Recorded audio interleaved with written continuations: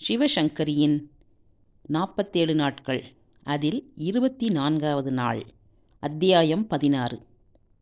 பிரம்மாண்டமான பிரச்சனைகளெல்லாம் ஊதி தள்ளிட்டதாலும், இதுநாள் வரை அவன் திட்டம் இம்மி பிசகாமல் நடந்ததாலும், இவள் என்ன கிராமத்து கத்துக்குட்டி, ஒரே நொடியில் சமாளிச்சிடலாம் அப்படின்னு நம்பியிருந்ததாலையும், உண்மை தெரிந்த மறுகணத்திலிருந்து விசாலி விடாமல் முரண்டு பிடிப்பது குமாருக்கு ஓர் அதிர்ச்சியாகவே இருந்தது.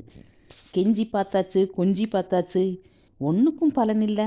என்ன ஊருக்கு அனுப்பிச்சிடுங்கோங்கிற ஓயாத பல்லவி. அன்னைக்கு மதியமும் குமார் சாப்பிட கூப்பிட்டப்போ வர மறுத்துட்டா. பேசினா பதில் கிடையாது. படுக்கையில் குப்புறப்படுத்து தலையணையில் முகம் பதித்தவள் தான். இவன் கிட்டத்தில் வந்து என்ன கேட்டாலும் பிடிவாதமாக மௌனமாக இருக்கா. ஒரு பேச்சு பேச மாட்டேங்கிறா. முந்தைய தினம் போல் அவளால் கதவை தாளிட்டு கொள்ள இயலவில்லை. ஏன்னா காலையில் விசாலி எந்திரிக்கிறதுக்கு முன்னாடியே குமார் வந்து அவளோட அறை கதவை பூட்ட முடியாதபடி செய்து மற்ற அறைகளை பூட்டி சாவியை வச்சுக்கிட்டான். அதனால் தனியாக கூட இருக்க விட மாட்டேங்கிறாரே அப்படிங்கிற கோபமும் சேர்ந்துக்கிட்டதுனால ஓரிரு முறை ஒவ்வொரு தடவையும் குமார் வந்து அவள் பக்கத்தில் வந்து தொட்டப்போ அவன் கையை தட்டி விட்டுட்டு என்னை தொடாதீங்கோ அப்படின்னு கத்துறா.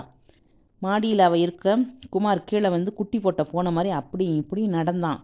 லூசி ஃபோன் செய்து விசாலி எப்படி இருக்கா அப்படின்னு கேட்டப்போ சாப்பிட்டுட்டு தூங்குறா அப்படின்னு போய் சொல்லிட்டான். மணி 2. சாயங்காலம் லூசி வர்றதுக்குள்ளே விசாலியை எப்படியாவது வழிக்கு கொண்டு வரணும். இல்லைன்னா அடுத்த 2 நாள் சனி ஞாயிறு லூசி வீட்டில் இருப்பாள். அவளுக்கு ஏற்றாப்புல விசாலிகிட்ட எதுவும் செய்ய முடியாது. விசாலி ரொம்ப முரண்டு பிடிச்சாலும் லூசிக்கும் சந்தேகம் வந்துடும். என்னத்துக்கு வீண் வம்பு? குமாரோட பொறுமை தன் எல்லையை தொட்டுடுச்சு. இன்னும் 3 மணி நேரத்தில் இந்த பிரச்சனையை ஓரளவுக்கு தீர்த்தாதான் பிழைச்சான். விசாலி எதையாவது சொல்ல போய் லூசி கடுகத்தனம் புரிஞ்சுக்கிட்டாலும் வேறு வினையே வேண்டாம். என்ன செய்யலாம்? மூளைக்கு வேலை கொடுன்னு இந்த மண்டையை தட்டினான். பிடி கொடுத்து பேச மறுக்கா. ஊருக்கு அனுப்புகிறேன்னு சொன்னால் இனி நம்ப மாட்டா. இந்த ஒரு நாளில் அவளுக்கு அந்த நம்பிக்கை போயிடுச்சு. பொறுமை போக போக குமாருக்கு எரிச்சல் வர தொடங்கிருச்சு. என்ன பண்ணலாம்? மண்டையை உடச்சிக்கிட்டான்.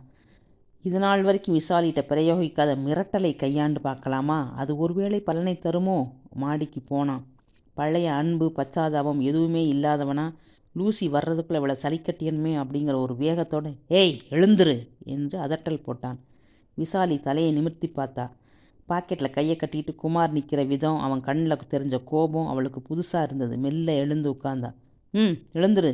காத்தாலத்துலேருந்து என்னத்தை மாயமாலம் பண்ணிகிட்டு இருக்கிற? நானும் போனா போகிறதுன்னு 2 நாள் பார்க்குறேன். இது என்ன வீம்பு? எழுந்துரு. குமாருக்கு கோபம் என்று விஷாலி புரிந்து கொண்டாள். என்றாலும் கல்லூரி மங்கத்தனம் செய்து கொண்டு எழுந்திருக்காமலேயே இருந்தா. நான் சொல்கிறது காதில் விழறது. என்னை எப்போ ஊருக்கு அனுப்ப போகிறேன்னு சொல்லுங்கோ, எழுந்துக்கிறேன். சனியே, திரும்ப இதையே சொல்லிட்டு இருக்க. அனுப்ப முடியாதுன்னா என்னடி பண்ணுவ? இந்த விதத்தில் பதிலை விசாலி எதிர்பார்க்க மாட்டாள். அனுப்ப மாட்டேளா? ஏன்னா அப்படித்தான். உனக்கு விவரமாக நான் பதில் சொல்லிட்டு இருக்கணுமோ? ஓ, அப்போ நான் லூசி வந்தவொடனே அவகிட்ட சொல்லிடுறேன். குமார் சிரித்தான். லூசி கிட்டையா? நீயா? காட், அவ்வளோ இங்கிலீஷ் பேச உனக்கு தெரியுமா? கைகொட்டி சிரித்தான். பாஷை தெரியாட்ட என்ன, எப்படியாவது சைகை மூலமாக சொல்லிடுவேன். என்னன்னு சொல்லுவேன்? தாலியை காட்டுவேன். இவர் தான் கட்டினார்னு சொல்லுவேன். எப்படிடி சொல்லுவேன்? பரதநாட்டியத்தில் 2 விரலாலையும் கழுத்தை சுற்றி முடிச்சு போட்டுட்டு காட்டுறாளே, அப்படியா? தாலினா லூசிக்கு என்ன புரியும்? இந்த ஊர்க்காராளுக்கு இதெல்லாம் தெரியாது. அதனால் நீ விழுந்து டான்ஸ் ஆடினாலும் அவளுக்கு புரியாது விஷாலி. இவர் சொல்கிறது நிஜம்தானே? நான் எப்படி லூசிக்கிட்ட பேச முடியும்? எனக்கு ஒரு வார்த்தை கூட இவா பேசுகிற தினசில் பேச தெரியாதே. லூசி தாலியை கண்டாளா இல்லை மெட்டியை கண்டாளா? இந்த மாதிரி ஏதாவது கஷ்டம் பின்னால் வரலாம்னு தானோ என்னவோ குமார் கல்யாணத்தில் கூட ஃபோட்டோ ஒன்று கூட எடுக்க வேண்டாம்னு முன்னேற்பாடாக இருந்துட்டான். கல்யாணத்தின் போது நடந்த சம்பவம் விசாலிக்கு நினைவுக்கு வந்தது. ஃபோட்டோ எடுக்க கோண்டுவை கேமராவோட வர சொல்லலாம்னு இருந்தேம்மா. ஆனால் மாப்பிள்ளை தன்கிட்ட உசந்த கேமரா, கலர் ஃபிலிம் எல்லாம் இருக்குது. வேறு ஃபோட்டோகிராஃபர் என்னத்துக்கு அனாவசியமானு சொல்லிட்டார். அதுவும் சரிதானே என்று சந்துரு அண்ணா அம்மாவிடம் சொல்லியதை விசாலியே கேட்டாள். ஆனால் திருமணத்தன்று குமார் என் கேமரா கெட்டு போயிடுத்து, சரியாக வேலை பண்ணலை, பரவாயில்லை, அப்புறமா ஸ்டுடியோவில் போய் எடுத்துண்டா போச்சு என்று சமாதானம் கூறினான். ஆக லூசியிடம் இவளால் எதுவும் செய்ய முடியாது. அழுவேன், சதா முரண்டு பிடிப்பேன், அப்போவாது எனக்கு ஏதோ மனக்கஷ்டம்னு அவளுக்கு புரியாதா? புரியாது. நான் உன்னை பற்றி அவகிட்ட என்ன தெரியுமா சொல்லியிருக்கேன்?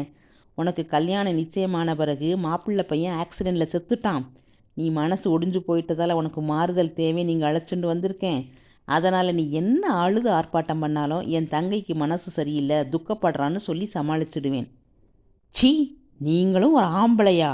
ஆத்திரம் அழுகையா மாற, நான் ஊருக்கு லெட்டர் எழுதி உண்மையை சொல்லிடுறேன் என்றாள் விசாலி. எப்படி எழுதுவ? யாரை கேட்டு கவர் வாங்கிப்ப? லூசி உனக்கு ஏர்மெயில் லெட்டர் கொடுத்தாலும் அவளுக்கு உன் அட்ரஸ் தெரியாது. என்னை தாண்டிண்டு உன் லெட்ரு போயிடுமா? அப்போ இந்த வழியும் சரிப்படாதா? நான் ரொம்ப நாள் லெட்டரே போடாமல் இருந்தால் எங்கள் அண்ணா என்னமோ ஏதோன்னு கவலைப்படுவான். அப்போ எப்படியாவது நிஜம் தெரிஞ்சுடாதா? உங்கள் அண்ணாவால் என்ன பண்ண முடியும்? பறந்து அமெரிக்கா வர முடியுமா? முந்தா நாள் நீ ஒரு லெட்டர் எழுதியிருக்க. உன்னை நான் எடுத்த ஃபோட்டோ நிறைய இருக்குது. வாரம் ஒரு லெட்டர் நானே எழுதி உன் ஃபோட்டோவையும் வச்சு, விஷாலி எத்தனை சந்தோஷமாக இருக்கா பாருங்கோ, அவளுக்கு வேலை ஒழியலை, அப்புறமா எழுதுவான்னு அனுப்பிடுவேன். அப்போது யாருக்கு என்ன சந்தேகம் வரும்? ஏன் பேசாமல் இருக்க? இன்னும் ஏதாவது வழி கண்டுபிடிச்சு சொல்லேன். விசாலியின் மௌனம் குமாருக்கு சிரிப்பாக இருந்தது. நான் ஒன்றும் முன்ன மாதிரி முட்டாள் இல்லை விஷாலி. என் வீட்டு அட்ரஸ் உங்காத்துக்கோ எங்காத்துக்கோ தெரியாது. என் ஆஃபீஸ் விலாசம்தான் தெரியும். வீடு மாறினாலும் மாறுவேன். ஸ்திரமாக ஒரு வீட்டுக்கு குடி போனதும் விலாசம் சொல்கிறேன்னு சொல்லியிருக்கேன். அதனால் உங்கள் அண்ணா அம்மா லெட்டர்களை நீ படிக்கணும்னா கூட உனக்கு என் தயவு வேணும். புரியறதா? என்ன பண்ணுவாள் விசாலி? ஆத்திரமும் அழுகையும் சேர்ந்து எழுந்தன. நான் ஓடி போயிடுவேன். எங்கேயாவது நம்ம மனுஷா இருக்க மாட்டாளா? எனக்கு உதவி பண்ண மாட்டாளா? வீட்டுக்கு வெளியில் பார்த்தியா? முழங்கால் அளவு ஸ்னோ. அதில் நடக்கக்கூட உனக்கு தெரியாது. எங்கே போவ? உனக்கு யார் வீடாக தெரியுமா? ஐயோ விஷாலி, இது முழுக்க முழுக்க அமெரிக்கன்ஸ் வாழ்கிற இடம். உன் பாஷையையோ உன் புலம்புலையோ ஏன்னு கேட்க ஒரு நாதி கிடையாது. தப்பித்தவறி நீ வெளியில் போனாலும் உனக்கு வழி தெரியாது. இந்த ஸ்னோவில் மாட்டிண்டு உறைஞ்சு செத்து போக வேண்டியது தான். பெருசாக சிரித்தான் குமார். மரியாதையா நான் சொல்கிறபடி இருந்தால் எல்லா சௌகரியத்தோடையும் நீ நன்னா இருக்கலாம். மாட்டேன்னு பிடிவாதம் பண்ணால் அது உனக்கு நல்லதில்லை. நான் சொல்கிறதையெல்லாம் சொல்லிட்டேன். இனிமேல் புத்தியோடு நடந்துக்கிறது உன் கையில் தான் இருக்குது. மணி இப்போது 4 லூசி வர்றதுக்குள்ளே உன் மனசை தேத்திண்டு முகம் அலம்பி நீ சிரித்த முகத்தோடு கீழே வரணும். இல்லை இப்படித்தான் நிற்பேன்னு பிடிவாதம் பண்ணினா நான் பொல்லாதவனாக ஆயிடுவேன். எனக்கு கோபம் வந்து நீ பார்த்ததில்லையே. பயங்கரமாக கோபம் வந்தால் என்ன பண்ணுவேன்னு எனக்கே தெரியாது. என் பொறுமையை நீ ரொம்ப சோதிச்சிட்ட. இனிமேயாவது புத்தியோடு நடந்துக்கோ. முதல் நாள் குமார் ஏற்கனவே மனமானவன் என்ற செய்தி தெரிந்தது விசாலிக்கு உண்டான அதிர்ச்சி மறுநாள் கோபமாக மாறியது. இப்போது குமார் மிரட்டி பேசுவதை கேட்டதும் மனசில் இருந்த ஆத்திரம் போய் பயம் பரவியது. எனக்கு விமோச்சனமே கிடையாதா? ஆள் தெரியாத காட்டு மிராண்டியிலே காட்டில் மாட்டின்டுட்டேனே. ஊருக்கு நிச்சயமாக இவன் அனுப்ப போகிறதில்ல. அண்ணா அம்மாவுக்கு என் நிலைமையை தெரிவிக்கவும் முடியாது. இந்த லூசியோட பேசவும் எனக்கு தெரியல. நான் என்ன பண்ணுவேன்? ரொம்ப கோபமாக பேசுகிறாரே. என்ன பண்ணுவேன்னு தெரியுமான்னு மிரட்டுறாரே. என்ன செய்வார்? கொன்னுடுவாரோ? விசாலிக்கு ரொம்ப பயமாக இருந்தது. என்னடி நான் பாட்டுக்கு பேசிகிட்டே இருக்கேன், ஜடமாட்டம் உட்கார்ந்துருக்க, எழுந்துருடி. அப்போதும் விஷாலி அசையாமல் இருக்கவும் ஆத்திரம் வெடித்து கொண்டு எழ அவளின் கூந்தலை பிடித்து இழுத்து 2 கன்னங்களில் ஓங்கி அறைந்தான் குமார். பிறகு கழுத்தில் ஒரு கையை வைத்து பாத்ரூமுக்குள் அவளை எக்கி தள்ளினான். சரியாக 10 நிமிஷம் டைம் தரேன். நீ ட்ரெஸ் பண்ணிட்டு கீழே வரல, உன் மொழி 2ஐயும் தோண்டி எடுத்து உன்னை வீட்டுக்கு பின்பக்கம் ஸ்னோவில் புதைச்சிடுவேன். ஆமாம். குமார் உருமினான். பாத்ரூமுக்குள் நுழைந்து கதவை தாளிட்ட விசாலிக்கு அழுகை பீறிட்டது. ரொம்ப பயமாக இருந்தது. சொன்னபடி செய்யாவிட்டால் சாவது நிச்சயம் என்ற நடுக்கம் எழ குமாரின் கட்டளைக்கு அடிபணிந்தாள். தயாரானதும் அவள் கையை பற்றி இழுக்காத குறையை அழைத்து சென்று லிவிங் ரூம் கதவை திறந்து கொண்டு வெளியே போனான் குமார். இருள் சூழ ஆரம்பித்து விட்ட நேரம். குளிர் எலும்பை வெட்டியது. விசாலிக்கு காலில் செருப்பு இல்லை. குளிருக்கு அடக்கமான உடை கூட இல்லை. தேள் கொட்டுவது போல வெறும் தரை சில்லிட்டது. ஒரு நிமிஷம் ஆவதற்குள் அவள் கால்கள் கை விரல்கள் முகம் எல்லாம் விரைத்து நீளம் பாரிக்க தொடங்கின. எப்படி இருக்கு? சுகமாக இருக்கா? வெளியில் போகிறேன்னையே, போயேன். உதட்டை கடித்து அழுகையை அடக்கி கொண்டாள் விசாலி. உடலெங்கும் ஊசி குத்துவது போல் குளிர் வாட்டி எடுத்தது. நான் பொல்லாதவனுக்கு பொல்லாதவன். என் பொறுமையை சோதிச்சு வீணா இந்த ஸ்னோவில் உன் சமாதியை நான் கட்டும்படி செய்யாமறு. புரியறதா? மீண்டும் அறைக்குள் அழைத்து வந்து கதவை சாத்தினான்.